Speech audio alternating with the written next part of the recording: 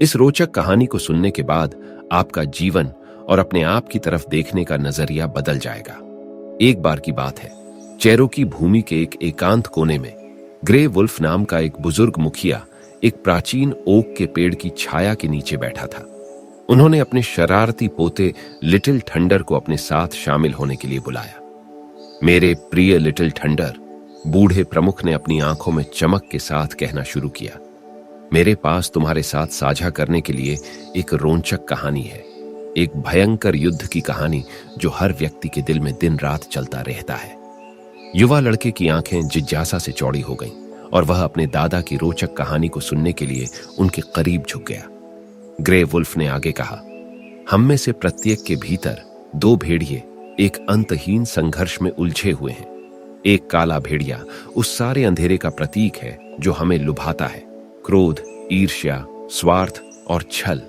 यह दुष्ट भेड़िया हमारे जीवनों में तबाही मचाने के लिए उत्सुक है। लिटिल थंडर ऐसे डरावने शत्रु के भीतर छिपे होने के विचार से कांप उठा। तभी ग्रे वुल्फ ने आगे कहा, लेकिन निराश मत हो मेरे पोते। ग्रे वुल्फ की आवाज गहरी हो गई। दूसरा सफेद भेड़िया सद्गुणों का प्रतीक है, शांति, प्रेम, करुणा और विनम्रता का प्रतीक। यह नेक भेड़िया हमें अच्छाई और खुशी की ओर ले जाने के लिए हमेशा मार्गदर्शन करने के लिए तरसता है। युवा लड़के का चेहरा आशा से चमक उठा, यह महसूस करते हुए कि अंधेरे के बीच प्रकाश की एक किरण थी। लेकिन यहां सबसे दिलचस्प हिस्सा है लिटिल थंडर। ग्रे वुल्फ ने लड़के का पूरा ध्यान आकर्षित करते हुए षड्यंत्र पूर्वक फुसफुसाया, ये दो भेड़िए लगातार लड़ाई कर रहे हैं, न केवल हमारे दिल में बल्कि हर किसी के दिल में भी। यह एक भव्य ब्रह्मांडीय नृत्य है जो सभी जीवित प्राणियों को जोड़ता है। चौड़ी आंखों वाले लिटिल थंडर ने अपने आसपास की दुनिया को देखा, यह सोचकर कि उस पल में कितने गुप्त संघर्ष हो रहे होंगे। हाँ मेरे प्रिय, ग्रे वुल्फ ने लड़के के विचारों को पढ़ते हुए हंसते हुए कहा, एक ही आकाश के नीचे सभी प्राणियों के बीच हर जगह एक ही लड़ाई चल रही है। अब अपने दादाजी की कहानी सुनने में पूरी तरह तल्लीन होने के बाद लिटिल थंडर की जिज्ञासा बढ़ गई और उसने महत्वपूर्ण सवाल पूछा, लेकिन दादाजी, कौन सा भेड़िया इस महान युद्ध को जीतेगा? बूढ़ा मुखिया मुस्कुराया, उसकी आंखों में एक स्पष्ट चमक थी। यही इस कहानी का सबसे महत्वपूर्ण हिस्सा है मेरे बेटे।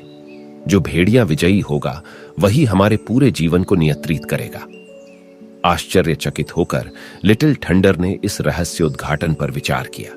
उसे एहसास हुआ कि उसका भाग्य और उनके आसपास की दुनिया को आकार देने की शक्ति उसके हाथों में है। और इसलिए मेरे बहादुर लिटिल थंडर, हमेशा अपने दिल में दया, प्रेम और करुणा का भाव रखना, क्योंकि जिस भेड़िए को तुम रोज खाना खिलाते हो वही अंततः तुम्हारे जीवन का रास्ता तय करेगा। नए दृढ़ संकल्प के साथ लिटिल थंडर ने अपने भीतर के नेक भेड़िए का पालन पोषण करने और जहां भी वह जाएगा वहां अच्छाई फैलाने का संकल्प लिया। और इसलिए दो भेड़ियों की अनोखी कहानी एक विरासत बन गई जो चेरोकी जनजाति की पीढ़ियों से गुजरती हुई उन सभी को अपने भीतर के बेहतर भेड़िए को अपनाने और प्यार और खुशी से भरी एक सुंदर दुनिया बनाने के लिए प्रेरित करती है। आप किस भेड़िए को रोज खाना खिला रहे हैं? हमें कमेंट करके जरूर बताएं। कहानी अच्छी लगी हो तो चैनल को सब्सक्राइब कर दीजिए। मिलते हैं अगली रोचक कहानी के साथ।